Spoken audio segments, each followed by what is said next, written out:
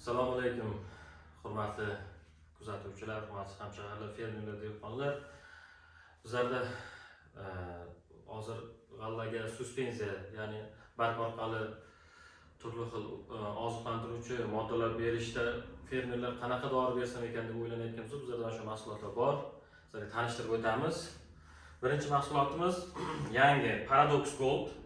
Agrogold firmasining tarkibidagi moddalar, organik moddalar, suvda eruvchi kaliy oksidi 20 dan ziyod demak vitaminlar bor.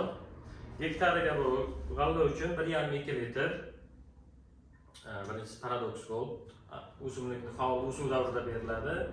Keyingisi Setagumat mahsuloti 10 yillardan beri ishlatilib kelinyapti. Rossiyaning mahsuloti, niska molekula, juda mayda molekulyarni, ya'ni o'simlikka tushgandan keyin yaxshi qabul qilinib, yaxshi so'rib oladigan vitaminlardan hisoblanadi, ozuqalardan.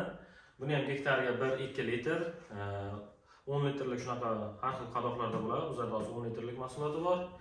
Keyingisi NPK gel, ya'ni azot fosfor gel. Tarkibida azoti 15%, 65% fosfori, yana 15% kaliumi va mikroelementlar bor. 10 dan ziyod mikroelementlar bor. Og'irligi 3 kg bo'ladi, hektariga 1 kg. Ya'ni o'sha 3 kilolik mana shu satilchasi, faqirchasi 3 gektar joyga bo'ladi.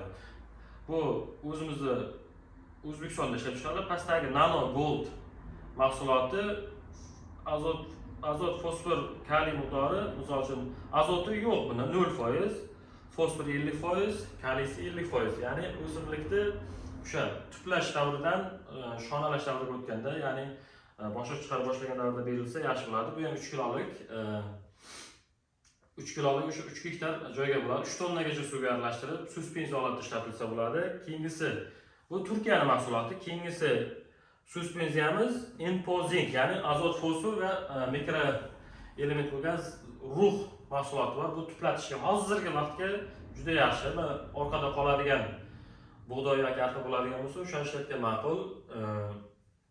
Tarkibida azot, fosfordan tashqari yana rux moddasi bor. Keyin bizlarda Turkiyaning NPK'si bo'lgan, tarkibi teng taqsimlangan azot, fosfor miqdori 20-20 si bor va Xitoyda mahsuloti bo'lgan NPK 20-20 bu ham o'shalar bor. Bular hektariga 1 kg, 2 kg gacha ishlatiladi.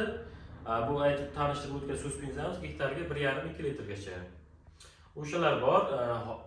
Sizlarga o'shalarni tavsiya qilaman. Manzilimiz har doimgidek aytib o'tamiz.